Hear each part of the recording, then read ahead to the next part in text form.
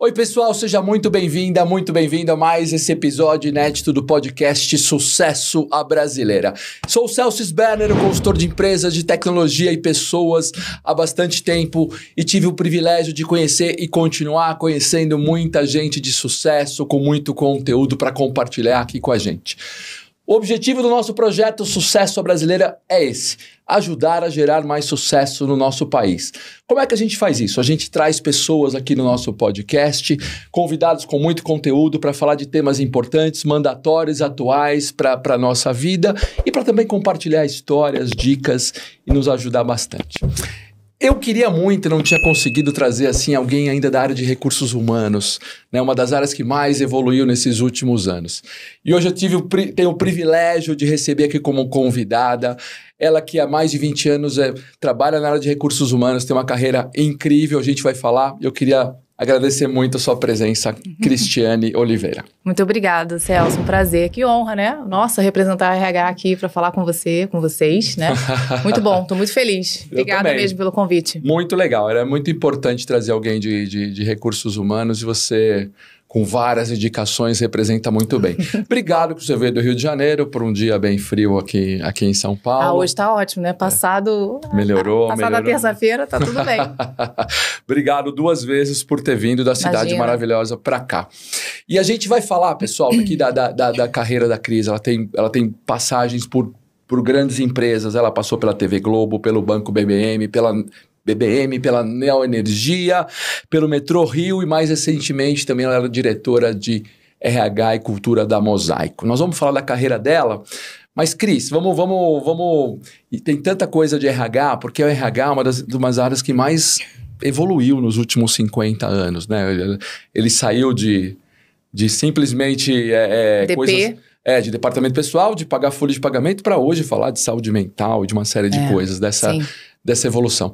Você tem falado muito de autoconhecimento, né? Então, quando vê as suas postagens e o que você fala, por que o autoconhecimento é importante? Então, vamos lá. Falando de carreira, né? Falando de sucesso, autoconhecimento é fundamental. Para mim, é peça-chave no processo, tá? E quando a gente vai entrar em RH, quando a gente fala de desenvolvimento, que é uma coisa que eu tenho paixão, ele é muito importante também, porque a gente está falando de pessoas, e as pessoas, elas precisam entender cada vez mais o que pulsa nelas, assim, o que elas de fato têm prazer em fazer, né? Eu tenho uma adolescente de 15 anos, eu vejo isso muito, e eu me lembro de mim, acho que a gente, quando for escolher a nossa faculdade, como é difícil, né? Sim. E às vezes a gente escolhe tendo sorte que vai dar tudo certo. Ou seja, a gente fez a escolha que de fato era aquilo que a gente teria o prazer em fazer, né? Que a gente teria... quando eu digo sucesso, vai muito na linha do caramba, é o que vai me trazer alegria e felicidade em fazer. Mas às vezes não. Quantas pessoas às vezes fazem a faculdade, desistem, entram em outra faculdade. Por quê? Porque realmente na falta esse conhecimento do de que fato, do que de fato eu quero fazer e por que eu quero fazer, né? Você às vezes faz alguma coisa muito pelo que falam pra você, o que é bom. E não necessariamente por esse olhar que eu falo que é do autoconhecimento para dentro, né? Do que de fato você quer fazer, o que de fato você quer fazer e por quê. Então, para mim é extremamente importante, eu tenho falado muito sobre isso bate muito em saúde mental. Recentemente também nos jogos a gente viu muito a Rebeca, a gente viu a Simone Biles, a gente viu a Flávia Saraiva, que para mim deu um exemplo magnífico, né? Ela levou um tombo ali no aquecimento, cortou o supercílio. Isso tudo, e elas falam claramente de saúde mental, que está atrelado ao autoconhecimento, que nada mais é do que olhar para si, né? O que você tem medo? Quais são as suas habilidades? O que te paralisa? O que te impulsiona? O porquê que você faz as coisas que você faz. Você faz porque é algo que de fato te traz alegria, é onde você se vê fazendo sem perceber o tempo passar, ou porque alguém falou que você tem que fazer. E é aquela coisa meio manada, né? Que hoje em dia a gente vive muito. Não só hoje em dia, mas enfim, eu vejo que hoje, eu como adolescente em casa, eu tenho muita preocupação em estimular exatamente esse senso crítico. Tá bom, João, o nome dele, meu filho é João Paulo, mas por que isso, né? Por que você vai fazer isso, né? Ah, mãe, mas o pessoal vai... Tá bom, o pessoal vai, mas o que isso pra você faz sentido, não faz sentido? Porque é importante ter esse lugar de senso crítico, de questionar. para você entender exatamente aonde você vai caminhar, né? Qual o caminho que você vai percorrer, entendeu? Mas para um adolescente ainda isso é muito difícil, porque tá em ebulição a cabeça ali, né? Então imagina que... Mas hoje, as perguntas, sei lá, mãe, para onde eu vou ainda, né? Mas é importante que hoje já vejo... praticar desde cedo, é isso? Praticar desde cedo, porque aí eu vou muito também na minha experiência e, óbvio, a gente com mais bagagem, que é isso, né? A vida é sobre experiências, né? Sim. A gente tem um olhar diferente. É óbvio que é muito difícil. Às vezes fala, ai, mãe, que coisa, que chato, não sei o quê. João, mas assim, você vai treinando. Quando você tá com um time, num processo de desenvolvimento do time, você tem pessoas com senioridades diferentes, né? Ou seja, elas têm experiências de repertórios de vidas diferentes também. Então, você também, esse treino é natural. Na mentoria... o que é um grande mentor, né? Um mentor, ele é uma pessoa que fez um caminho que você quer fazer. Ele já passou pelo caminho. Então, é importante que você tenha esse papel com o teu time, com o seu filho. Seu filho, você é um grande mentor do seu filho. Sem dúvida. Então, é assim que eu tento treiná-lo. E essa questão do autoconhecimento, para mim, é fundamental no processo de desenvolvimento, no processo até mesmo de saúde mental também. Porque aí você sabe os seus limites, você sabe o que de fato... te paralisa, o que você precisa desenvolver, por quê. Até para não ter as pegadinhas das situações do dia a dia, para você saber como você vai lidar. Então a Flávia Saraiva que levou o tombo, eu não tenho dúvida que ela levou o tombo, depois até na entrevista ela riu, e que bom, né? Por quê? Eu imagino. Tem muito treino ali. Um atleta tem que treinar muito a sua mente, né? Com certeza ela treinou muito, ela sabia de todo o potencial, de tudo que ela podia fazer. Ela sabe do risco que tem também, ela levou um tombo na trave. Até onde eu sei, estudando um pouquinho mais, vendo lá as reportagens na trave, é um aparelho que é muito possível que aconteça, obviamente, esse tombo. E ela, acredito eu, que ela falou, bom, levei um tombo aqui, ela era a primeira, o que eu faço? Eu tenho que agora aqui, voltar, respirar, voltar e fazer o que eu posso fazer o melhor, porque eu sei que eu já treinei pra fazer isso. Não deve ter sido o primeiro tombo daquele. Não sei se cortando o supercílio daquele jeito, né? Mas ela poderia ter se estabilizado e realmente não ter feito. E ela fez brilhante, assim. Eu tive a possibilidade de assistir. Ela foi brilhante, e ela era a primeira, então assim... Foi muito legal. E você falando assim desse efeito manada, eu tô lembrando lá de eu bem jovem, tendo que decidir jovem que faculdade você faz, que carreira que você vai, se é para direita, se é para esquerda, exatas e humanas, e você não tem você não para se conhecer, né? Não se parar, pelo menos naquela época não, né? Você vai meio no embalo de todos, e mesmo depois profissional, você segue meio que os exemplos, né? Você não fica... Você tá falando que talvez fosse importante... Talvez até escrever, documentar. Eu lembro quem é você e o que você gosta, o que você não gosta. Não sei se fazer algum exercício desse tipo. Então, vou dar um exemplo meu, que aí me facilitou muito. E depois eu fui lembrando disso da minha adolescência, né? Acho que todo adolescente fica muito angustiado, né? Vai se aproximando ali de escolher o que você quer fazer pra vida, meu Deus. Mas eu lembro que eu pensava assim, caramba, o que eu sou boa fazendo? Eu lembro que eu passava, assim, um terror na escola com a matemática, com as exatas. Eu não sou uma pessoa naturalmente habilidosa. Desenvolvi, sou bem melhor, até porque como uma head, assim, uma gestora de RH, eu preciso hoje trabalhar muito focada, né, em indicadores, a tomada de decisão, eu preciso minimamente entender. Sim. Não preciso ser eu a pessoa, né, que gere, mas eu preciso ter um bom time, eu preciso saber pedir as coisas, né? Então não dá também pra achar e sentar naquele lugar do tipo, tá bom, não é o que eu gosto, não quero, bato o pé. Não, você também tem que entender o que você precisa desenvolver, né? Mas, pra escolha, eu pensei, bom, eu já sei que eu gosto de ler. Aí eu comecei, eu lembro de eu fazendo esse exercício, eu gosto de ler, eu gosto da parte mais humana. Eu lembro que eu tinha um pensamento muito de como é que eu colaboro. Engraçado, né? Eu era uma jovem um pouco madura demais, talvez, pra idade. Como é que eu colaboro pro outro? Aí eu fui indo... Caramba. Eu fiz essas reflexões. Eu, como adolescente, nunca pensei se eu colaborar com alguém naquele momento. Eu acho que talvez aí entra muito uma questão, assim, de experiência. Eu acho que como eu tive uma família... o primeiro valor que veio, né, principal para mim, veio a educação para transformar. Meu pai e minha mãe são pessoas que não têm a formação completa, né? Meu pai era cearense, veio para o Rio de Janeiro analfabeto, veio aprender a ler e escrever aqui e foi porteiro. Ele aprendeu a ler e escrever com uma moradora do prédio que ensinou, ele era professora. E minha mãe é empregada doméstica. Depois ela melhorou. Minha mãe conseguiu, se eu não me engano, ela estudou até a 4ª ou a 5ª série. Mas o que eu aprendi? Né? O que eles colocaram pra mim? Minha filha, e eles tiveram um filho. Eles foram muito sábios também. Eles falaram, não, um filho, a gente vai se dedicar a esse filho. E minha mãe falava assim, não, o que a gente vai fazer por você é o que a gente sabe que vai mudar esse padrão de maior dificuldade, né? De conseguir melhores oportunidades. Que legal. A educação. Então, eu lembro que minha mãe me estimulava muito com leitura. Eu tinha aqueles livrinhos todos, né, infantis. Então, assim, esses exemplos, parece que não, mas eles já tinham muito claramente na mente deles, assim, a gente vai investir nela. A educação para ela vai fazer diferença e ela vai ter melhores oportunidades do que a gente teve. Que bacana. Isso é muito bacana. Então, isso me ajudou a crescer. Eu lembro que eu falava assim, caramba, meu pai falava, conhecimento tem poder. É uma coisa que meu pai falava. Meu pai é muito sábio, tá vivo, graças a Deus, os dois. E, Cristiane, estuda. O estudo vai fazer você romper. E ele me fez romper. Então, assim, eu lembro que na hora de pensar muito sobre a faculdade, então tem esse olhar de reflexão, mas eu ia muito com meus mentores, que no caso, meus pais, me falando.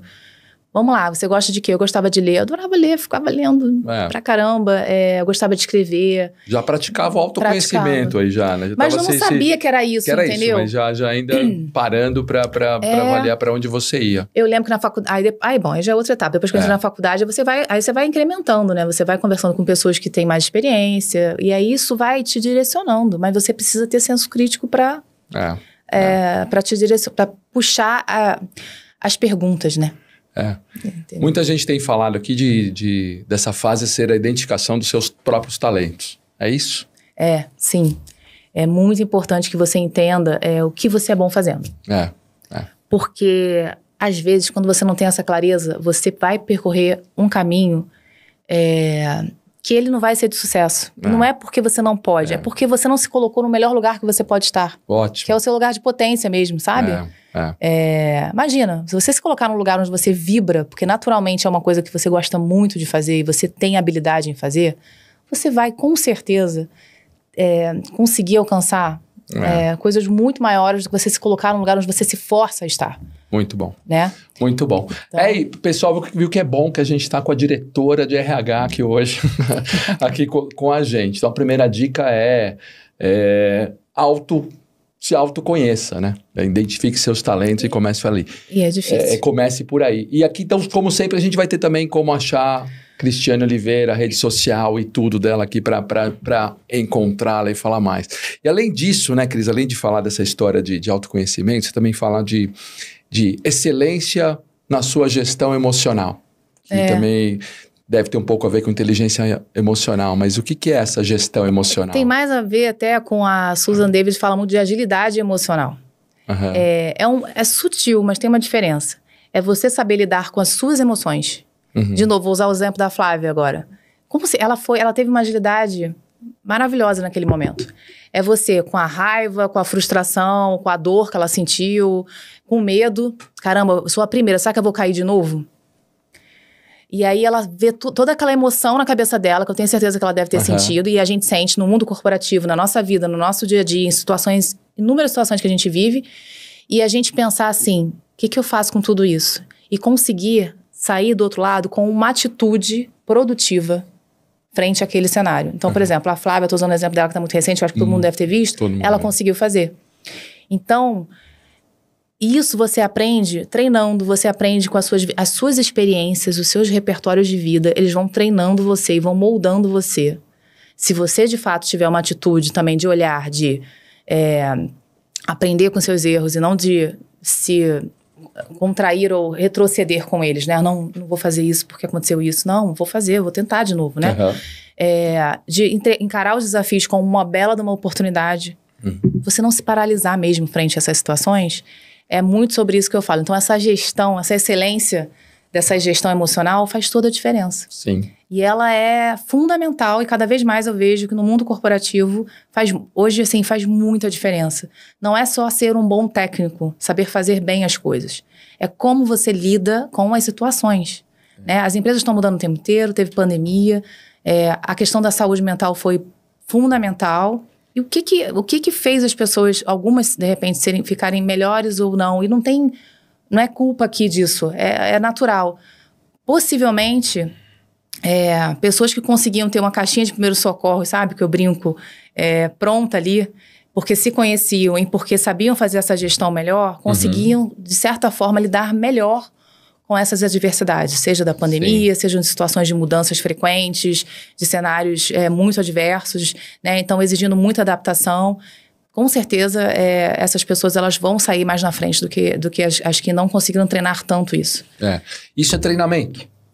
Treinamento, mas a vida traz muito isso para você, né? Então, assim, se expor às situações, se você for uma pessoa que não se expõe no sentido de se colocar muito num lugar fechado, mesmo de mais proteção, você está se prejudicando de certa forma. Você precisa, sim, viver situações que te gerem... Claro que o medo, ele é proteção, né? Também não vamos aqui falar... Estou falando de coisas aqui que você consegue ter um mínimo de um certo controle, né? Não é nada kamikaze, pelo amor de Deus.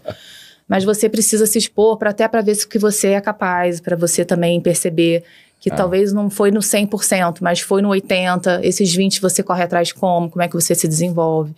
Então, assim, é importante que você tenha esse olhar, sim.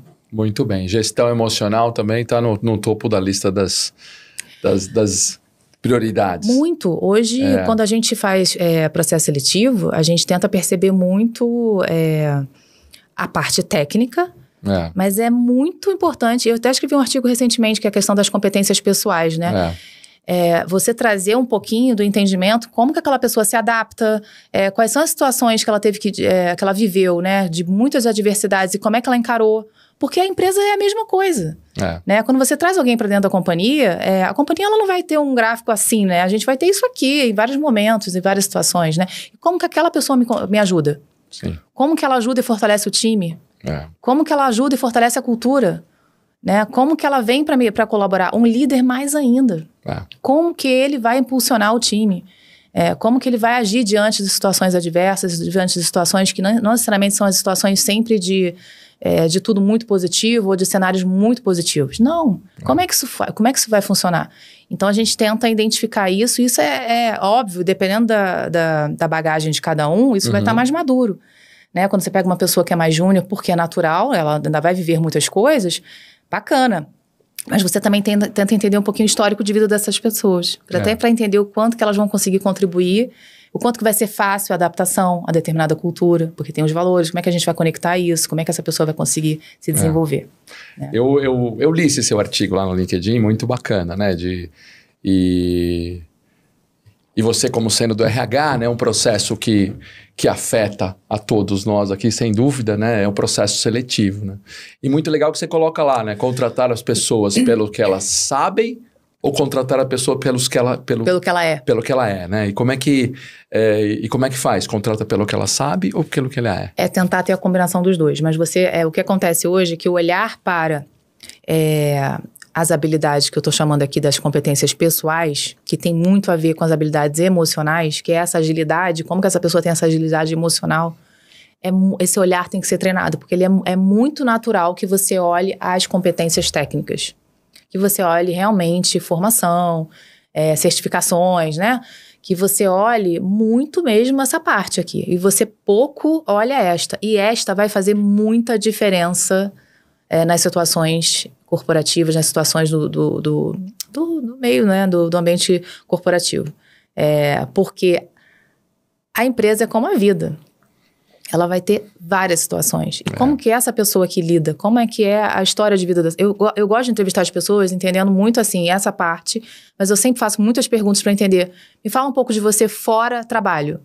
O que você gosta? O que você faz? Me fala um pouquinho da sua família, porque contexto familiar é muito importante também para você entender, né? O que tem de valores ali, o que essa pessoa já viveu.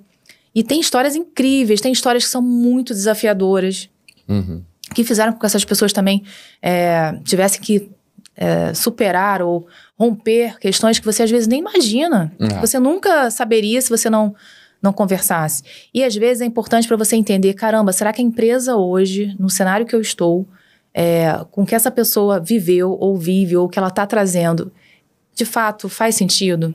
Para não ser uma dor também. Porque a escolha, eu sempre falo isso, a escolha é nossa, mas é do candidato. É muito importante que tenha essa transparência para que essa pessoa entre num ambiente onde ela perceba que teve total transparência, no sentido assim, caramba, ninguém me falou que eu ia encontrar isso aqui, né? Porque hoje as empresas, as pessoas, a saída das pessoas das empresas, fala muito da liderança, sim, mas tem muito uma questão dessa desconexão da pessoa com a empresa, ou seja, muito mais com os valores mesmo, né? Com o que essa empresa representa, com aquilo que eu espero também, com o que eu espero me conectar, para eu ter a motivação e o engajamento de contribuir, né? Então, quando isso não existe, ou quando a gente percebe que isso aqui está muito frágil, nessa interação, né, dessa entrevista, por vezes a gente nem segue no processo seletivo, às vezes até a pessoa sendo muito boa tecnicamente. E às vezes RH falando, olha, tem isso, né? O líder quer mesmo assim. Beleza, também vamos lá, vamos tentar. Porque também a gente não é, né, dono de toda a verdade. A gente está aqui dizendo um pouco da nossa prática e do quanto que a gente tem de experiência. E às vezes não dá realmente certo. E aí o líder vem e fala, caramba, não é que o que você trouxe, esses pontos aqui fazem sentido, né? Então é um aprendizado constante, não é 100% assim, caramba, é certo que esse diagnóstico aqui que a gente está fazendo é o que vai... Mas a gente já consegue entender que faz diferença sim, e a gente já conseguiu ver algumas situações onde a gente teve que trabalhar para ajudar a desenvolver, porque também não é assim, né? Não deu certo, vamos lá e não dá certo. Não, as pessoas têm seus valores, tem coisas muito importantes ali. Às vezes a gente tem que perceber o seguinte, tá bom, o que a gente faz agora? Vamos desenvolver? A gente tem que trabalhar aqui como desenvolver, né? Ajudar o líder a desenvolver, como que a empresa também colabora, como que o RH facilita esse processo. Mas às vezes a gente percebe que vai ser muito sofrido. Tá muito divergente essa conexão, é melhor não seguir. E é assim que a gente tenta trabalhar e perceber. Mas os processos seletivos ficaram mais complicados? Que parece que antigamente se a pessoa é muito boa tecnicamente, olha, sabe lá, se ele trabalha com TI, com finanças, ou com qualquer área operacional, administrativa, coloca a pessoa lá que ela é boa tecnicamente e que aos poucos ela vai se adaptando. É bom técnico, promove. É um bom técnico, promove. Por que ficou mais complicado? Ou eu entendi que as pessoas têm que se preparar mais hoje também como pessoa, né? Não só o que ela é, não só o que ela sabe, mas o que ela é, né? Por que gerou essa complicação, você acha? Ou não é uma complicação? Não, eu não acho que é uma complicação. É porque realmente a gente foi treinado para olhar o técnico. Né? É o currículo, né? É a formação, é a instituição. E isso, assim, por muito tempo, tá? Muito tempo. Muito tempo. E aí o que a gente percebe, principalmente eu acho que pandemia veio com um grande marco, muito importante. Mas até antes dela já tinha algumas questões, alguns estudos voltados para isso. A Susan David é uma pessoa que eu gosto bastante, que fala dessa questão da agilidade emocional. E a pandemia, ela vem trazendo muito essa questão da saúde mental. E aí você percebe que as pessoas que fazem uma gestão emocional melhor, ou seja, a forma como elas conseguem administrar as emoções da frustração, do medo, né, enfim... elas passam muito melhor pelas situações. Elas conseguem passar melhor. Porque elas conseguem identificar isso rapidamente. Elas conseguem treinar essas emoções internamente, quase com um diálogo interno mesmo. E escolher. Isso tem que ser um treino muito forte. Qual o comportamento que eu vou ter ali diante daquela situação, entendeu? Só que assim, isso aqui exige muito, muito treino. E aí você pode dizer que isso aqui, você pode trabalhar isso com... terapia, coach, mentoria, a própria empresa proporcionando, né, todo um trabalho de desenvolvimento de líderes, que a liderança apoia, é quem apoia muito e precisa ser apoiado nesse processo também de desenvolvimento. Então, assim, é complexo porque não é um indicador, um número, né, que você mexe no mês seguinte. Não é. Isso aqui a gente está falando de comportamento. Sim. Então, tem que ter... muita construção desse trabalho e conseguir mostrar o quanto que isso aqui impacta, porque o resultado só vem pelas pessoas. Se as pessoas não estão bem, o resultado ele pode até vir, mas ele não vai se sustentar em longo prazo. Então, assim, realmente, a empresa que não percebeu isso aqui ainda, ela está numa situação assim que ela pode até ter o resultado dela por um tempo ou outro, mas ela não vai conseguir sustentar.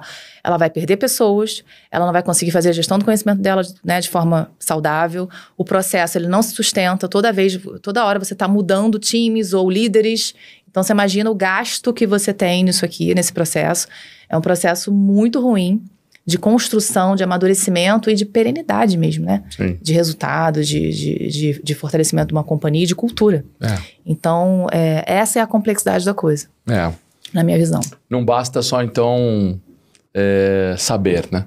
Acho que o ser, o seu comportamento é sempre levado em conta.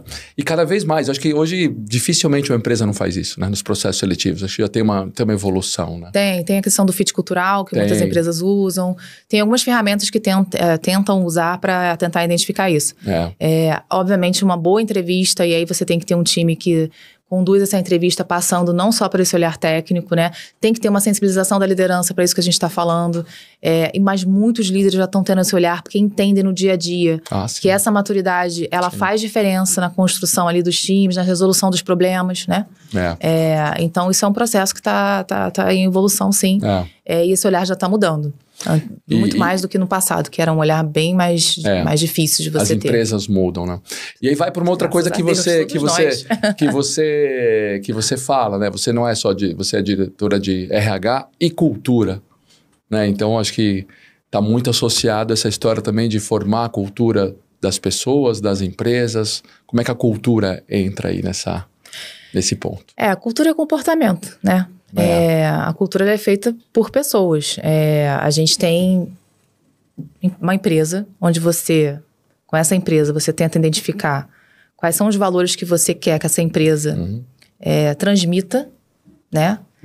E genuinamente que isso seja verdadeiro, para que as pessoas que a gente traga sejam pessoas que consigam se conectar, né?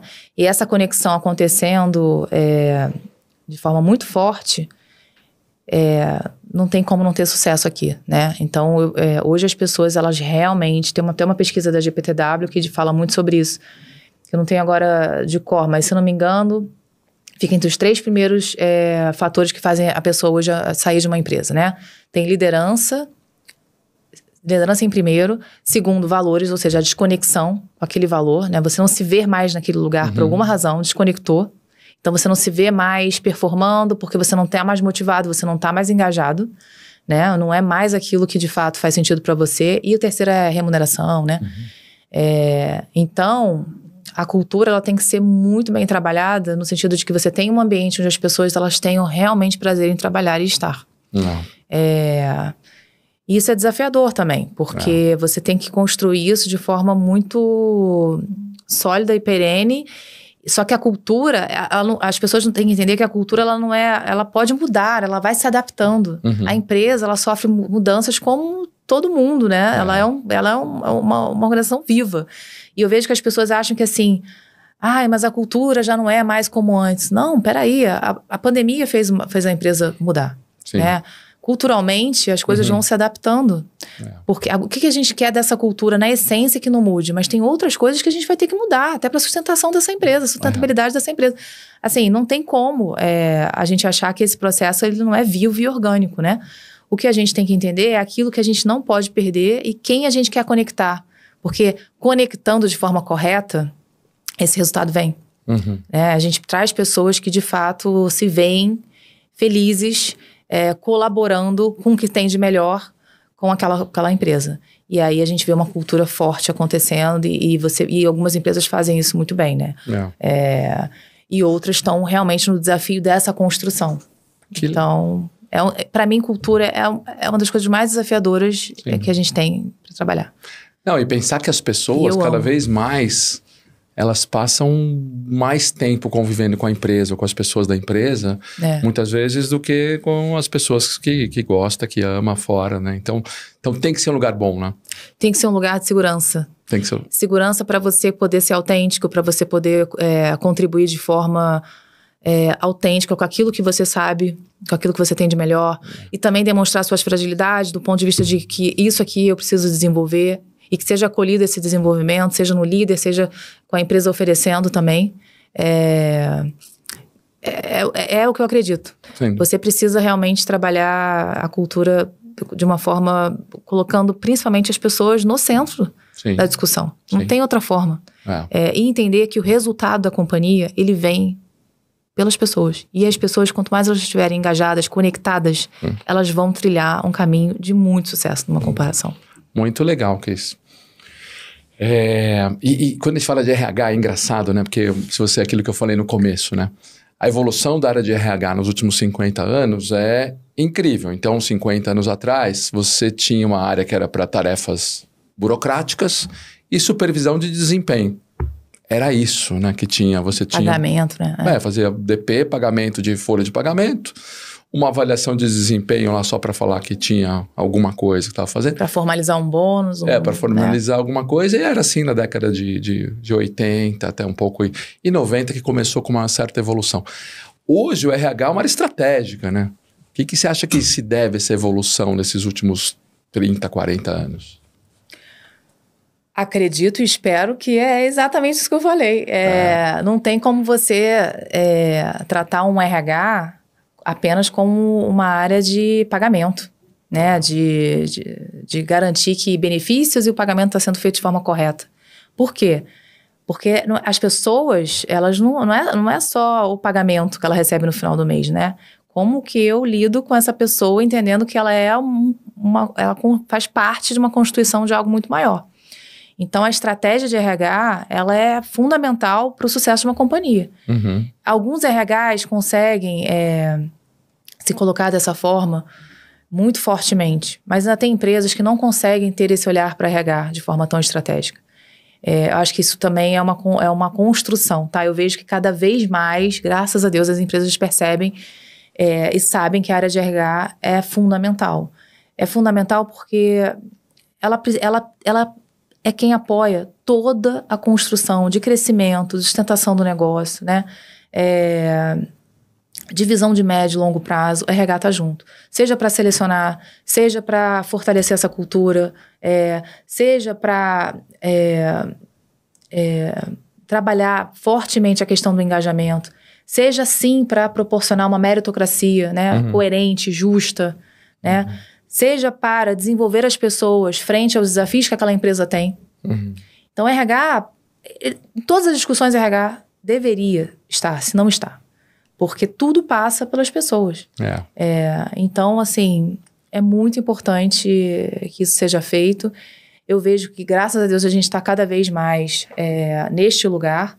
Algumas empresas têm alguma dificuldade? Tem, porque culturalmente, dependendo também da constituição dessa empresa, RH precisa mostrar também a que veio. Sim. Ele precisa se colocar nesse lugar estratégico, dessa discussão estratégica, né? Entendi. Então, é um trabalho também que eu vejo que alguns colegas ainda precisam fazer dependendo da empresa que eles estão. Mas está tudo bem. Eu vejo que o mais importante é que já se percebeu o quanto é importante essa área frente à estratégia de uma companhia.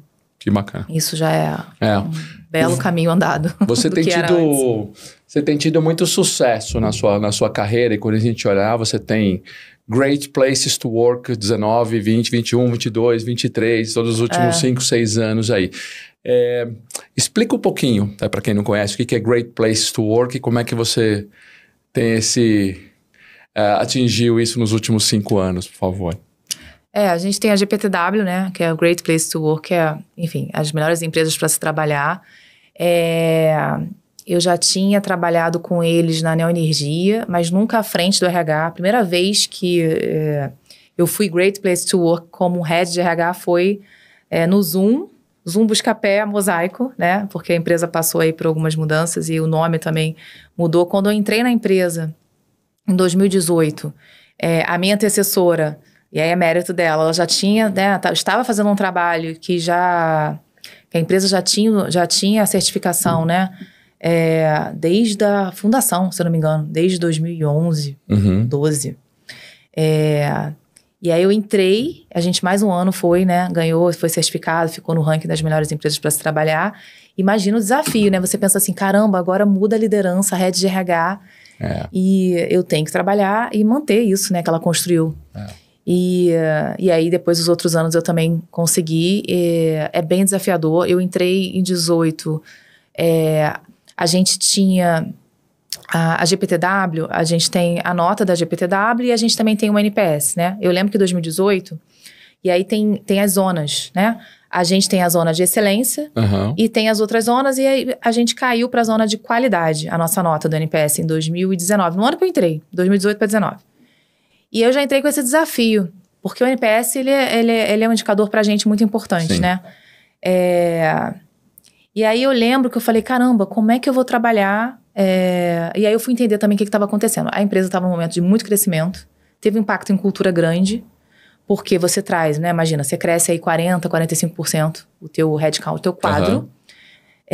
E não é simplesmente colocar pessoas para dentro. Quando você coloca pessoas para dentro, você causa uma grande mexida na companhia, né?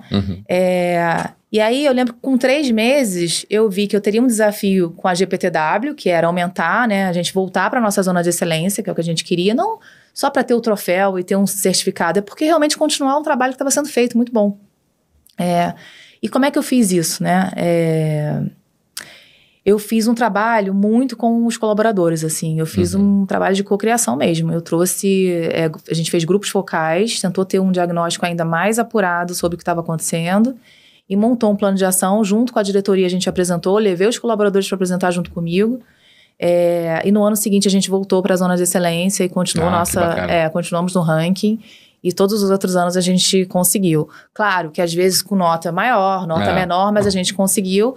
Mas é um desafio grande, principalmente quando a gente vive um momento como a gente estava vivendo. A gente comprou uma empresa, depois veio pandemia, aí todo mundo remoto, depois a gente abriu capital, depois mudou presidente, depois a gente foi comprado. Então, assim, várias situações...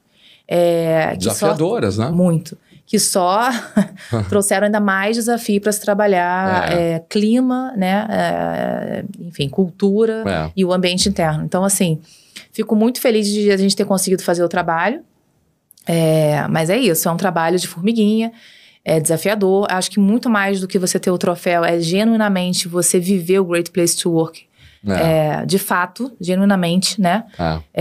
E é sempre desafiador você conseguir viver isso na prática. Mas, assim, o que eu posso dizer é que você chamar os colaboradores para fazer as coisas com você, ou seja, ouvi-los, entender e tentar, de fato, atender o que está acontecendo, é um caminho que, normalmente, é o caminho que traz mais sucesso para você conseguir fazer esse trabalho do Great Place to Work, conseguir estar no ranking, conseguir ter o teu troféu, enfim, tua certificação. Ótima dica. É um trabalho que me dá muito orgulho, muito bom.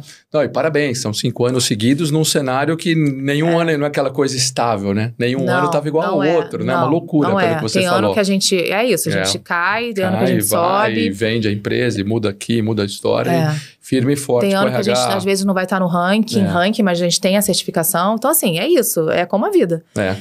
De novo, é olhar para dentro e entender o que a gente agora tem que fazer, que a gente não está fazendo. Aonde que, de fato, a gente está com uma questão que a gente precisa resolver. E é isso. Muito legal.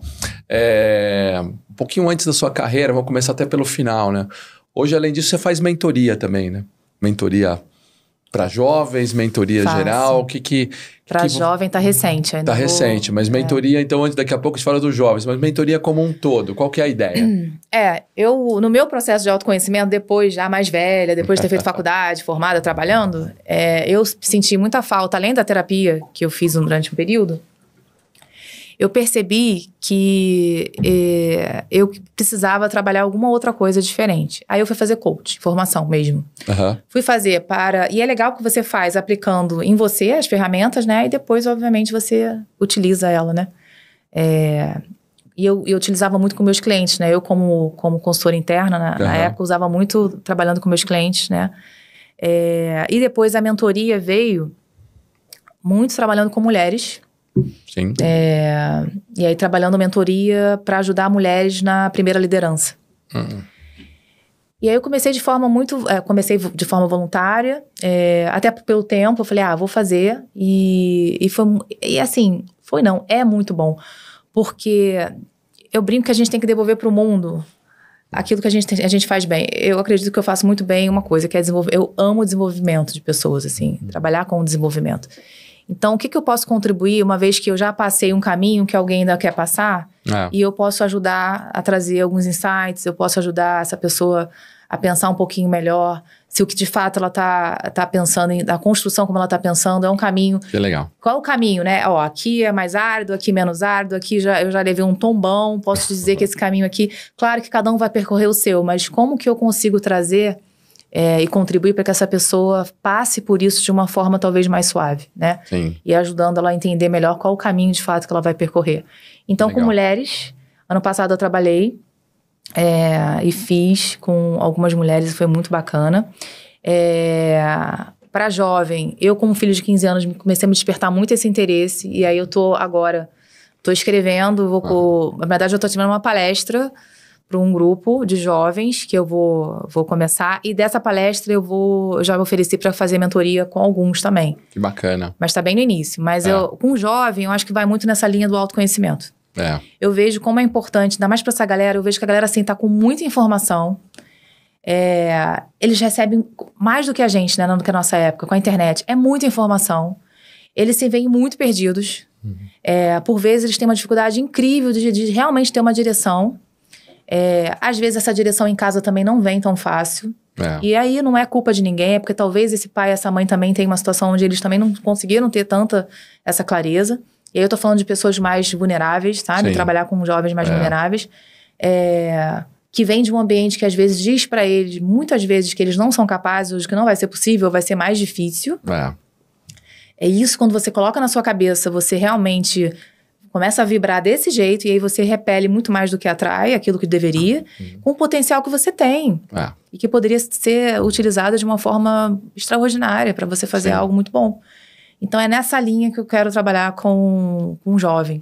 E o Brasil é um prato cheio para isso, né? Porque você tem primeiro, né, um país jovem, com muitos jovens aí nessa fase, e sem tanta formação boa nas escolas. Isso. E precisa de realmente dessas iniciativas, né? Pra gente pôr no caminho certo esses e aí caras, quando né? você vê essas pessoas que estão, ou elas vêm de uma situação, né, estão num ambiente que diz pra ela a todo momento que vai ser mais difícil, que não vai conseguir, ou elas desistem, ou elas se colocam num lugar de realmente não conseguir. E aí é muito cruel, porque como assim? Tem muita coisa boa ali pra gente trabalhar e pra ajudar. Que legal. Então, e eu acho que eu sou um exemplo, de certa forma, também disso. Sem dúvida, pela sua história é muito, muito bacana, né? Por que não pode, né? Tem que ter uma ajuda. Sim. E aí é isso, nessa linha que eu tô pensando então quando tiver a palestra, você fala pra gente ajudar, pra divulgar, e vamos espalhar por aí isso aí, que vai ajudar muita gente a ter sucesso brasileira aqui. Não, eu acho que é isso, o mundo é sobre isso, né? O quanto que a gente contribui para esse outro também, para que essa pessoa consiga se desenvolver e trilhar um caminho melhor. Acho que é isso que a gente tem como objetivo na nossa passagem, pelo menos a minha é essa. É um pouquinho, contribuir um pouquinho do que eu tenho com o outro é muito bom. Por isso que você está aqui com a gente, porque esse é o nosso objetivo também. É isso. Então, estamos alinhadíssimos nessa história. E a sua história de carreira também é muito bonita, né? Você tem todo um lado de RH, de trabalhar um bom tempo na Globo, no banco. Isso não foi muito, assim... Não você foi lá no seu autoconhecimento, você já imaginou assim, como você era prodígio, né? Então, com 14 anos, assim, não. serei a líder e diretora de RH daqui a alguns anos, é isso? Não, eu lembro que... eu escolhi fazer psicologia e direito. Né, direito, muito meu pai falava, faz direito. Meu pai, imagina, eu fui a primeira pessoa que se formou na minha família. Então, o direito, aquela coisa, era direito, engenheiro e médico, acho que era isso. No máximo, né? Veterinário, talvez, se você quisesse mas assim, para um pai ver uma filha médica, advogada, né, para ele, eu entendo, imagina, né? E eu falei assim, tá bom, pai, vou colocar. Direito é a área, de novo, não é exata, é humana. E eu podia colocar 2 opções, coloquei. E eu falei assim, bom, e aí eu tentei as federais, não tentei nem particular, porque assim, eu sabia que para eu passar para uma faculdade particular, eu ia ter que trabalhar. E eu falei assim, quer saber?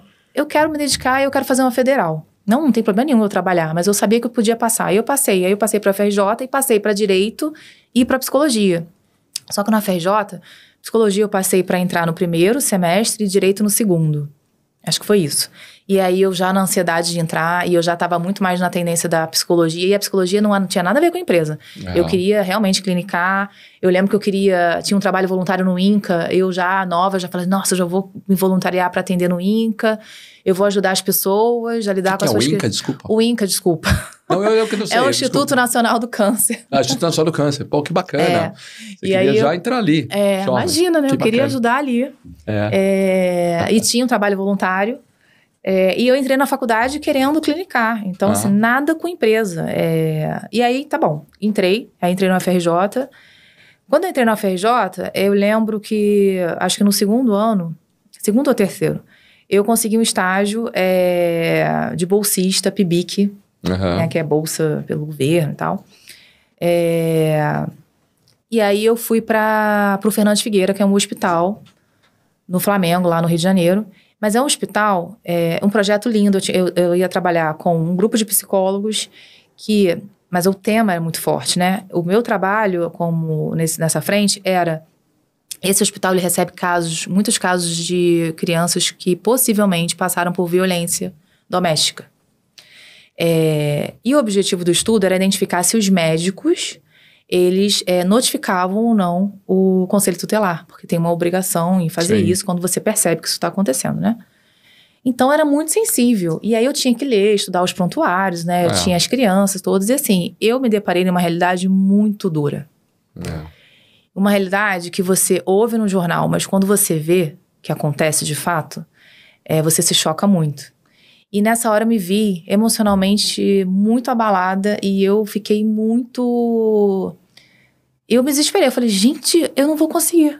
Assim, eu fui fazer faculdade, eu não vou conseguir. Como é que eu vou clinicar? Eu não consigo lidar com... Não consigo lidar mesmo. Pô, mas super pesado, né? Muito pesado. O tema aí que você tá falando. O tema. E aí eu comecei a questionar tudo. Aí, de novo, eu falei, meu Deus, eu devia ter ido pro direito. Não, mas o direito não é psicologia. Aí você começa, né? Você começa a rodar. Eu lembro que a faculdade, ela começou a ter disciplinas de psicologia organizacional. Eletivas. E o meu diretor do Instituto de Psicologia era uma pessoa que veio de mercado, veio de empresa. E aí é papel do mentor, né? Da pessoa que tem um know-how ou tem uma experiência maior. Eu comecei a perguntar. Eu falei, quer saber? Tô com dúvida. Não sei nem se foi muito precipitado, mas eu sou assim também. Aí eu vou entender o que é isso aqui. Aí eu comecei a conversar, né? Eu comecei com o professor Marcos Jardim, gente. Lembra como se fosse hoje. Olha aí. Conversei com o professor. Tomara que o Marcos Jardim nos assista aqui depois, né? Diretor do Instituto de Psicologia do UFRJ. Vamos procurar o Marcos. Conversei com ele, conversei com alguns professores. Fui lá na administração e na economia, que era no mesmo campus, ver quais eram as matérias que tinham lá. E quando eu vi, eu já estava puxando. E gostei. Aí já tava, os temas eram dinâmica de grupo, né? Aquelas coisas, os testes psicológicos. Muito mais suave, né? Não, mas a gente tá falando de 20 e poucos anos atrás. Né? Legal, né? E voltado para as empresas. Aí você foi pro mundo empresarial, corporativo já. Primeiro estágio, porque aí já tinha passado um pouquinho. O primeiro estágio que eu fui para fazer de empresa foi o da Globo. Não, fui vários, mas o da Globo eu passei. Que legal. E eu falei, caramba, entrei na Globo. Tem o crachá da Globo? Então, gente, pegar o crachá da Globo é muito emocionante, né? Eu lembro eu mostrando o crachá para meus pais, eles vibrando, né? Mas a Globo, nossa, gente, é sensacional. É a sensação de você entrar na Globo, assim, de você ter conseguido, porque realmente é uma mega empresa. Sem dúvida. O programa estagiário é maravilhoso, assim. Quando eu entrei, era um programa gigante, né? Era uma conquista muito grande ter conseguido. Que legal. O crachá na mão. Pai e mãe orgulhosíssimos, imagino, em altíssimo nível. Muito. Caramba. E aí, da Globo, comecei, porque aí depois eu fui efetivada, e aí fiquei na Globo 4 anos, enfim. E aí tem... Em treinamento e desenvolvimento. Então você é psicóloga? Sou psicóloga. Quem trabalha com recursos humanos tem que ser psicólogo? Não. Não? Não. Eu aprendi uma coisa na Globo. Eu não lembro agora o nome dela, mas a diretora de negócios internacionais era oceanógrafa. E uma das melhores pessoas de desenvolvimento, que é minha amiga, que eu gosto muito, Priscila Lopes, ela é bióloga. Então, tudo na vida é treino. Mas desde que você entenda o que de fato faz sentido, né? O que pulsa em você para que você ajuste o teu caminho e o teu desenvolvimento. Que legal. Não é um impeditivo. Talvez vai ser um pouquinho mais difícil, concorda? Porque você tem uma formação, um olhar muito treinado para alguma coisa um pouquinho mais distante daquilo ali. Mas é treino. Eu brinco que desenvolvimento é movimento, é treino e tempo. Treino até se tornar, né? Então, Então não é mandatório, pode ser Não. qualquer formação, vai só aprender, treinar e querer, né? Eu acho que ajuda muito, tá? Tem um olhar realmente diferente, mas não é mandatório, não. Não vejo como mandatório. Eu vejo vários profissionais, como esses que eu falei, né, que estão trabalhando com coisas que você fala, você nunca vai imaginar que uma bióloga vai estar dentro da área de recursos humanos, trabalhando, na minha visão, de forma brilhante, desenvolvimento. Realmente é possível. Entendi, que bacana. É possível. Mas você corre atrás, você vai fazendo outras formações, você vai complementando o que te falta. É sobre isso, né? Sim. É você entender, de novo, o que eu preciso desenvolver que eu não tenho, que vai fazer falta. Sim. Isso você precisa saber. Porque aí você vai ter que correr atrás, porque alguma coisa você vai talvez, se deparar que vai fazer falta. Então, você tem que contribuir, né? Para que isso seja complementado de alguma forma. Que bacana. Dá tempo de tomar cerveja? Com isso tudo aí que tem que fazer na área de recursos humanos, dá? Dá tempo. Eu tomo mais vinho. Toma mais vinho. Esse aqui é pra você de qualquer forma. Não, essa é a Hiller Beer, uma cerveja artesanal. Leva pro Rio de Janeiro. Tenho certeza que será bem... Meu pai, minha mãe, marido e eu no vinho, a gente vai brindar com a cerveja. Muito não bem. Não tenha dúvida, muito obrigada. Essa é a Hiller Beer, ó. Essa é uma cerveja que é uma cerveja artesanal. É de um amigo meu e ele fez uma tiragem especial aqui para o Sucesso Brasileira. Que legal. É um caso de sucesso brasileiro também, porque ele planta o lúpulo. Então, porque o lúpulo é uma coisa muito europeia, de países mais frios, mas eles têm plantado aqui em Minas Gerais, já com um nível bom de plantação, de qualidade, de tudo, e começa a fazer cerveja. Então, ele é totalmente brasileiro mesmo aqui. Então, vamos ver. Como é que chama o seu marido? Desculpa. Cássio. O Cássio. Então, vou mandar essa pro Cássio, depois você me fala se ele gostou ou não. Ele vai gostar. O Hiller é esse cachorrinho aqui, e essa é uma cerveja. O Tídio, né, que faz esse aqui, ele é sócio, meu sócio também numa outra empresa, que é a Mut. A Mut é a empresa de consultoria. Né? Sim. É uma empresa de consultoria que faz...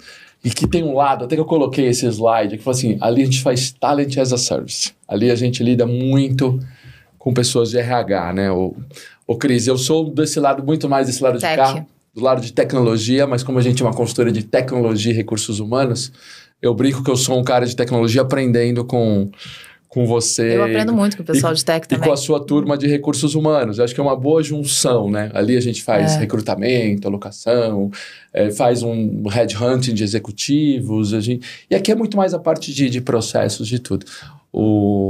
Essa é a multi que a gente faz. O Tid é engraçado porque ele era um sócio aqui, mas ele não atua mais aqui, mas ele hoje resolveu assim... Vou plantar lúpulo e fazer cerveja, né? Muito bom. Então Adorei. Isso é para você. E a Multi é isso aqui, a gente vai aprendendo com as pessoas de recursos humanos. E por isso eu queria trazer alguém como você para representar representar toda essa turma. Tá? Representando meus colegas. Mas tá mandando muito bem para representar os seus colegas. Obrigada. E se você puder dar uma dica para quem está começando a carreira... E quer evoluir na área de recursos humanos e olha para você e para outras tantas pessoas de sucesso. Que conselho você daria para essas pessoas em início de carreira? Acho que não só para recursos humanos, para qualquer área, né? Eu acho que é muito importante você responder uma pergunta para você mesmo, assim. Onde está... O que te traz paz? Sabe? E por que dessa minha pergunta? O que você se vê fazendo que te preenche mesmo, assim? Que te traz alegria, né? Essa pergunta, de novo, não é fácil responder. Não. Quando eu falo de autoconhecimento, parece coisa boba, mas faz uma diferença incrível e não é fácil esse processo. Às vezes vai demorar algum tempo para você realmente conseguir fechar o que de fato pulsa, né? O pulsar que eu digo é o que vibra, o que faz você ir para uma energia, para um flow de performance diferenciado. Não é diferenciado para o outro, é diferenciado para você. Que você perde o tempo. Que no final do dia você está na mesma energia, porque você viu que você está fazendo o que você gosta, né? Isso faz uma diferença incrível. Então, acho que responder essa pergunta vai começar a ajudar. Escrever mesmo. O que eu sou bom fazendo? Meu filho está nessa fase agora também. Eu uso muito ele porque eu acho que é uma fase legal. Ele fala, o que eu vou fazer? Tá um pouco ansioso, né? O que eu vou fazer? E eu falo, João, começa a escrever o que você é bom fazendo. Aí ele diz, ai mãe, mas vamos lá, João. Aí, às vezes, eu puxo, né? Mas escreve. O que eu gosto, o que eu já sei que é fácil pra mim. Legal. O que não é. Mas o que não é, mas que eu sei que vai fazer diferença, que eu preciso desenvolver, né? Porque com isso aqui, já dando mais uma clareza, assim, das decisões a serem tomadas, né? Pra você não ficar na dúvida. Quando tem dúvida, é porque você tem muita opção. Isso é muito ruim. Quando tem muita opção, o risco de você ir pra caminhos que não são os caminhos mais corretos, assim, que te levem àquilo que de fato você quer, é muito alto. E aí você tem movimentos que podem realmente te frustrar bastante, né? Pode te levar a fazer coisas por fazer e não necessariamente te trazer o sucesso. E o sucesso aqui, pra mim, é muito mais numa linha de felicidade mesmo. Dessa plenitude, tá?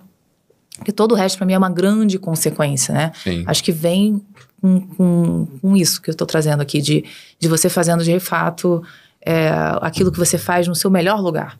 Sim. Na tua posição de potência, sabe? Onde você agrega valor. Porque as empresas querem isso. Quando eu trago alguém, eu quero que alguém agregue valor pro meu negócio. Né? E o que agrega valor? É aquilo que você tem de melhor. Sim. E que você se coloca no melhor. Então, assim, esse exercício é uma excelente dica. Tenha mentores. Ai, Cristiane, mas eu não tenho dinheiro. Gente, eu não tô falando de dinheiro. Eu tô falando de pessoas mais experientes. Que já fizeram o caminho que você quer fazer. Converse com essas pessoas, né?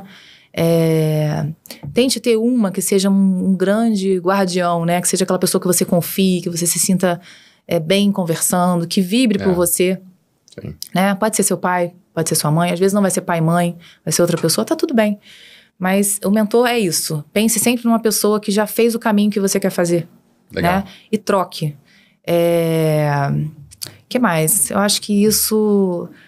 A questão do autoconhecimento, cuide muito das suas emoções. Entenda aonde você desequilibra.